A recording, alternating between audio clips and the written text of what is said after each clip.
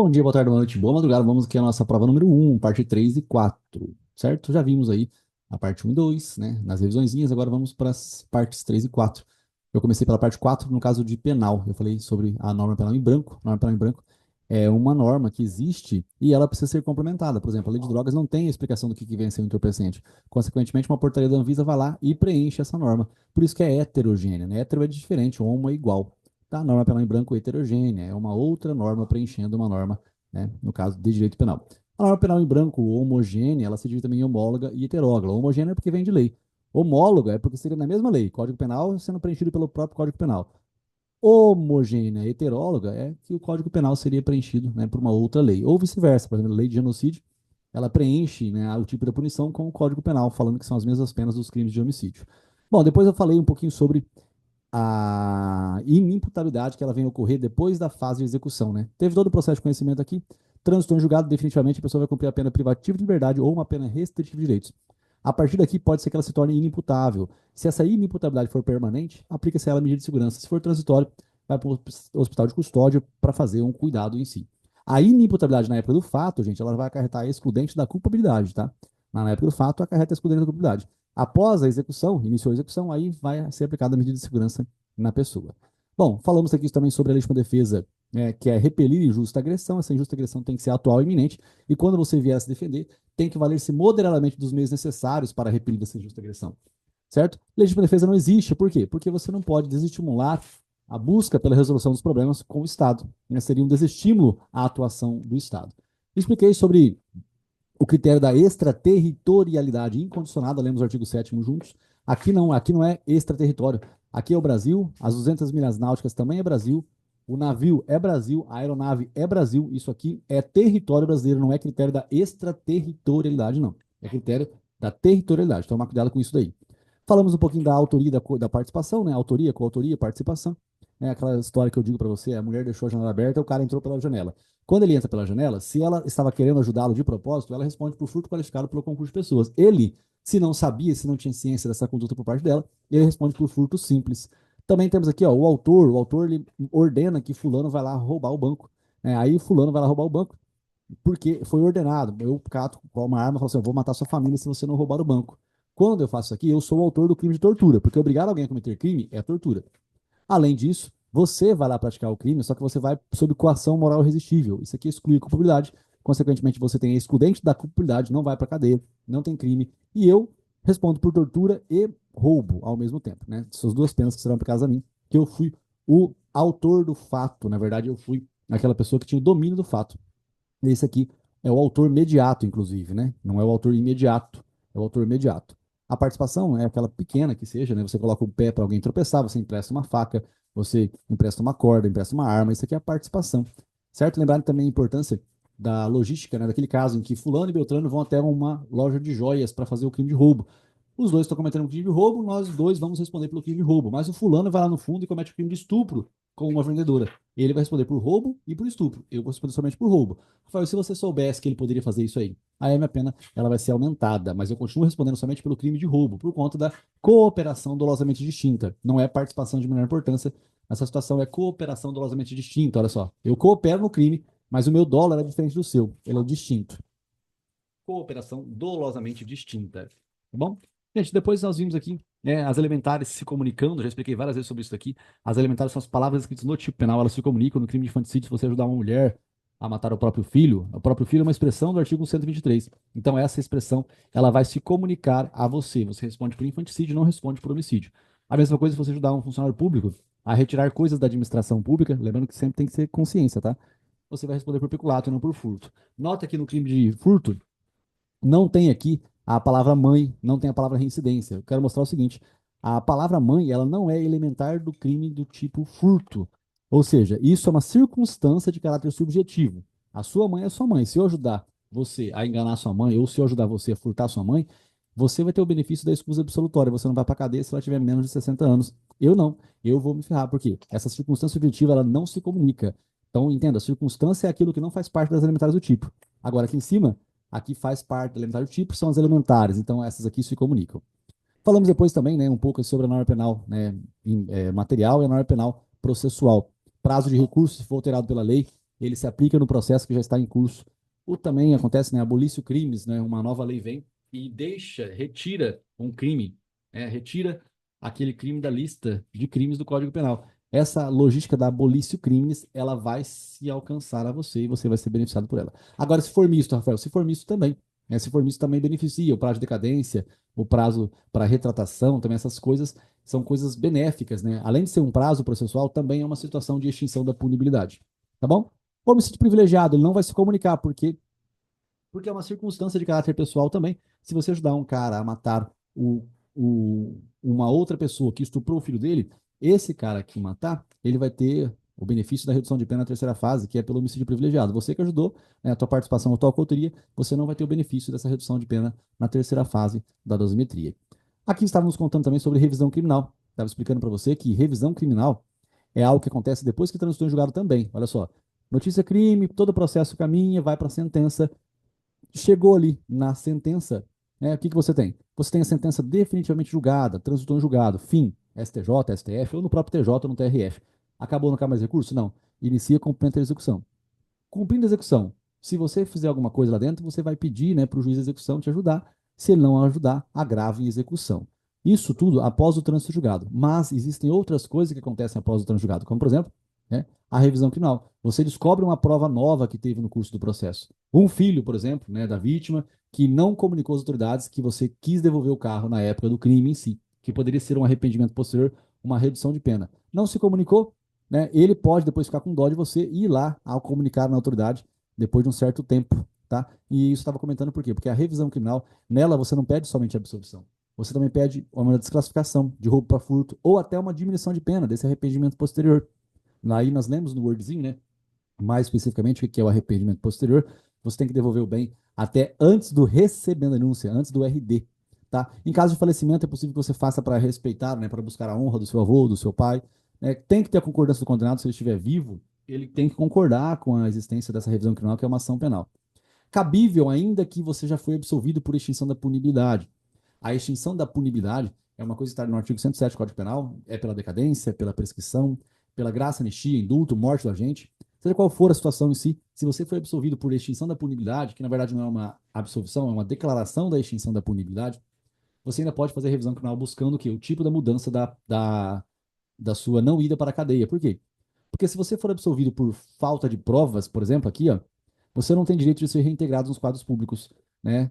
Agora, se você for absolvido por inexistência do fato ou por negativa de autoria, você pode ser reintegrado, né, nos quadros públicos. Se você perder na revisão final, ainda cabe maior declaração, cabe recurso especial, cabe recurso extraordinário também, certo? Cabe essas medidas todas após a revisão criminal.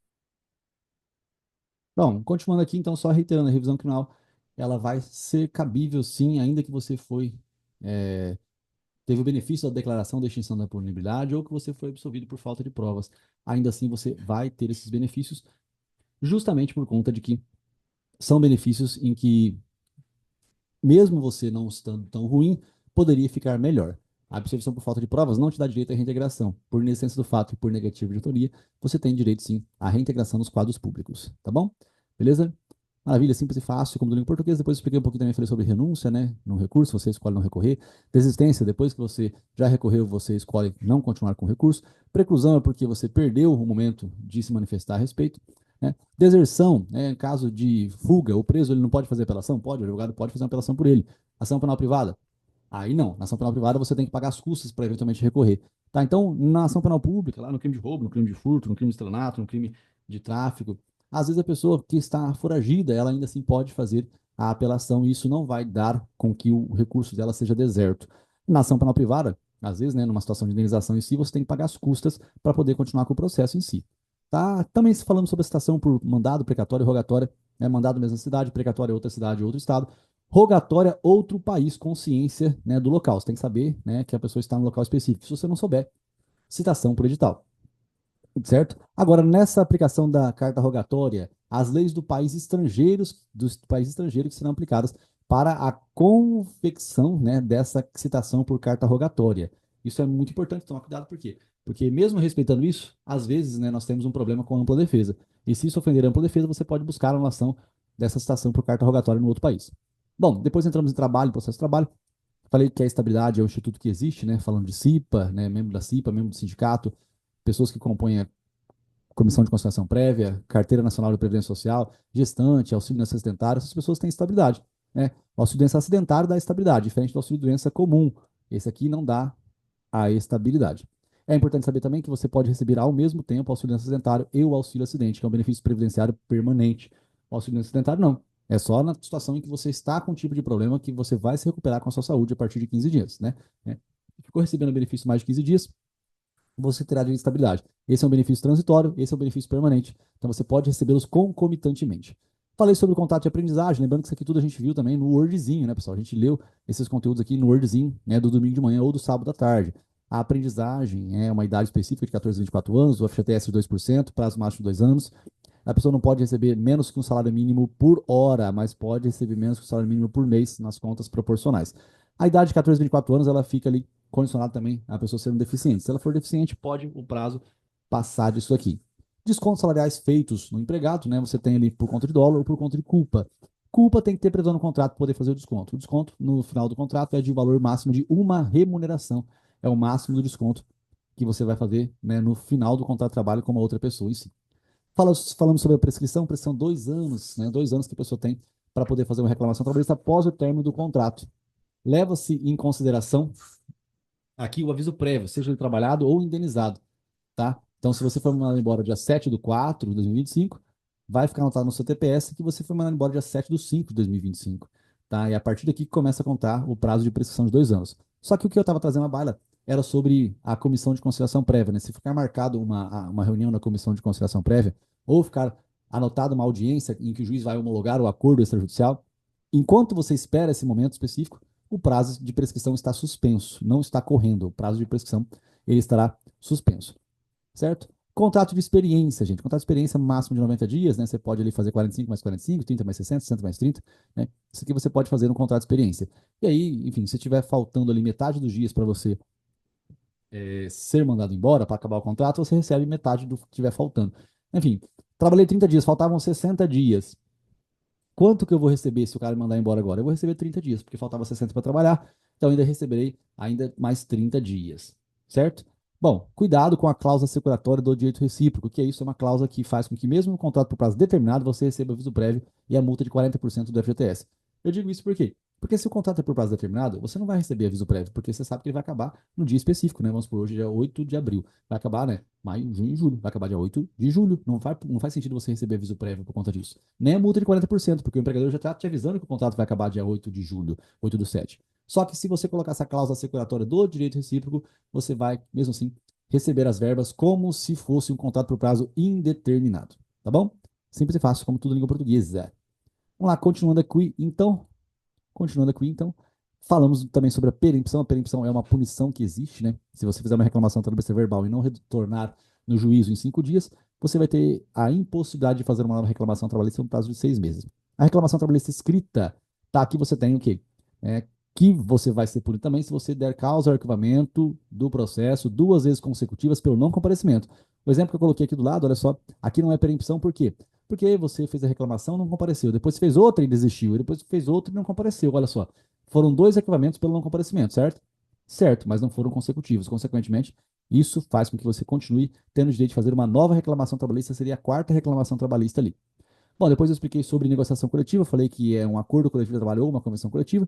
Se tiver um conflito entre acordo e convenção, gente, prevalece o acordo, porque ele é mais específico, né? O posto de gasolina da sua cidade, ele em contato com o sindicato, ele faz esse acordo coletivo de trabalho. É bem mais específico do que uma convenção coletiva. A convenção coletiva ela pega o estado todo, ou ela pega 10 ou 15 estados, desculpa, 10 ou 15 cidades. Até estado sim, pode ser que pegue, mas é bem raro, né? Aí, enfim, fez esse acordo, fez essa convenção. Se não cumprir, cabe ação de cumprimento. A ação de cumprimento, então, ela cabe diretamente no acordo de constituição prévia. A ação de cumprimento ela cabe tanto no acordo coletivo de trabalho quanto na convenção coletiva de trabalho, mas a ação de cumprimento também cabe, né, se você fez ali um dissídio coletivo no TRT, perdeu, e aí você pode fazer a ação. Na verdade, assim, né, desculpa. Você fez esse dissídio coletivo, ganhou.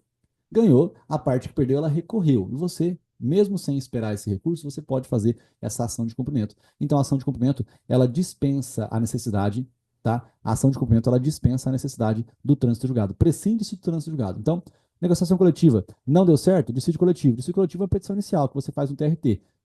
Ganhou, sentença normativa. Né? Que pessoa que não gostou, ela recorreu para o TST. Ela recorreu, mas mesmo assim, você terá direito de fazer ação de cumprimento. Você não precisa esperar o trânsito em julgado da decisão. Depois, pessoal, eu comentei com vocês sobre o processo civil, algumas situações em si, falei das últimas 6 questões que no ano passado, 3 era totalmente interpretação de texto, né? Não vai dar tempo de eu ler agora com vocês, porque aqui é somente uma revisãozinha, né? Mas era uma questão que falava sobre reconvenção, a outra que falava sobre a compensação, né? Você tem uma execução lá de 100 mil reais, você penhorou o carro de 110 mil reais. Você quer o carro para você? Se você pagar os 10 mil de diferença, tá tudo certo. A reconvenção era uma outra situação em si. E uma outra questão lá, que agora realmente eu não me recordo, tá? Mas era isso, carinhas.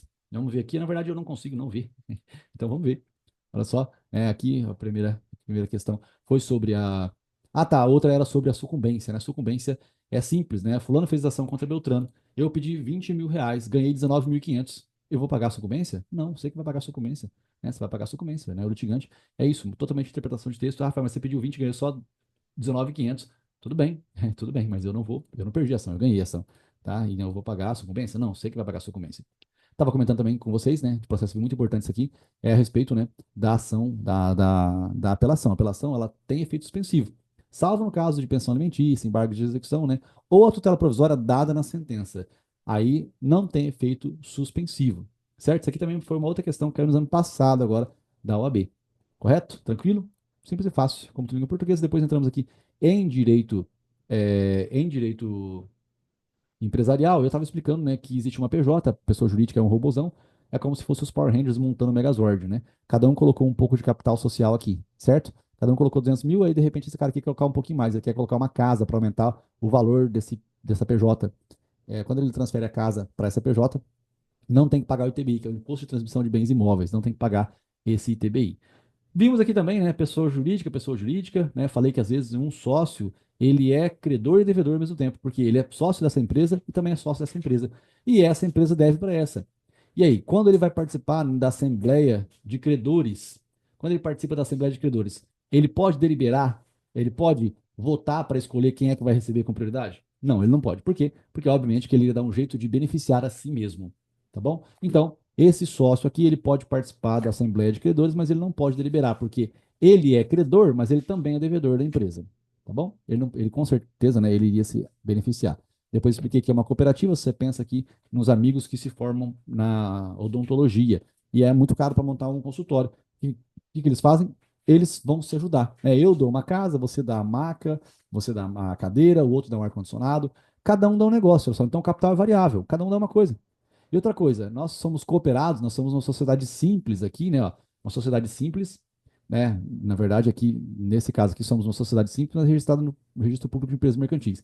Mas nós somos uma sociedade. Eu gosto de você, você gosta de mim, mas eu não sou obrigado a gostar do seu filho. Então as cotas são intransferíveis. Se o seu filho quiser vir fazer parte dessa sociedade, depois que você morreu, eu posso não aceitá-lo. Por quê? Porque as cotas são intransferíveis. Porque isso aqui é uma sociedade de pessoas. Nós somos amigos, nós nos cooperamos uns para com os outros. Isso aqui serve para facilitar a vida do cooperado, capital variável, e o recebimento dos sócios é de acordo com o seu trabalho em si. Não é porque você deu a casa que você vai ganhar mais do que eu que dei a cadeira, ou que eu que dei a cadeira vou ganhar mais do que o cara que deu o ar-condicionado. Não. O recebimento é de acordo com o nosso horário de trabalho. Você tem ali as terças e quintas para você de manhã, eu tenho as segundas e quartas na parte da tarde, o Asdrubal tem as segundas e quartas da parte da manhã, e assim vai. É uma cooperação, as pessoas se ajudam aqui para poder crescer. Depois eu entrei em títulos de crédito, uma matéria muito boa que não caiu na prova passada, então provavelmente vai estar na nossa prova agora. Antigamente nós tínhamos muitas moedas, depois evoluiu para papel, e hoje em dia o único papel em si, o cheque, por exemplo, ele pode representar ali 1 milhão de reais. Tá? Então, nós temos um cheque, tá? O cheque, a nota promissória, letra de câmbio, duplicado, tudo isso aqui é título de crédito. Eu estava explicando para você o que é passar, né?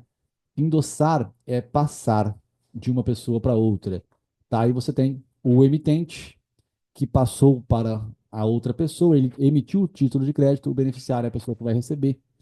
Aí esse beneficiário ele pode passar para um outro, e aí quando ele passa para o outro é endosso. Endosso, gente, não tem como ter endosso parcial, por quê? Porque você tem que pensar que o título de crédito é um papel específico que vale dinheiro, tá? Esse papel específico que vale dinheiro, ele vale só aquele dinheiro em si, tá? Então, você não pode fazer a transferência parcial. O endosso parcial não existe, é só o endosso integral. Agora, a aval, né? Aval sim, você pode ser um avalista somente de parte da dívida em si. Então a Carla, ela foi avalista do Carlos e o Gilberto foi avalista da Carla. Então é possível aval de aval? É possível avalista do avalista, sem problema nenhum. Os títulos de crédito, eles existem, tá? São vários títulos de créditos e para você executar, tem que protestar. É levar lá no registro de títulos, no cartório de registro de títulos. Só que o cheque não precisa. O cheque ele dispensa a necessidade de protesto. Não precisa protestar o cheque para você ter direito de executar um cheque. O prazo de execução é o seguinte, né? Você tem ali, mesma praça, 30 dias, que é a validade do cheque, mais 6 meses para executar. No outra praça, outra cidade, 60 dias, mais 6 meses. Cláusula não ordem é simplesmente o impedimento de um novo endosso, ou seja, você não deixa que a pessoa passe o seu cheque para frente. É cláusula de novo endosso. Aqui estava dando uma indicação, né, sobre o que vem a ser o direito do consumidor. O que é mais benéfico? Responsabilidade solidária ou subsidiária? O que é mais benéfico? Responsabilidade objetiva ou subjetiva? É mais benéfico a solidária, gente, porque você coloca todo mundo no pau. E é mais benéfico a objetiva, porque você não tem que demonstrar dolo ou culpa. Se você teve dano, você já vai ter direito de receber. Tá bom? Bom, depois eu expliquei rapidinho aqui sobre o incidente de resolução de demandas repetitivas no processo civil. Isso aqui é muito importante, pessoal, saber. Tá? É quando um tribunal ou o STJ ele pega e puxa para ele a competência, né? Ele puxa a competência para ele de alguns processos, porque tem 15 mil processos iguais. O que ele faz? Ao invés de esperar todos os juízes julgarem, ele pega 3 ou 4 processos, puxa para ele.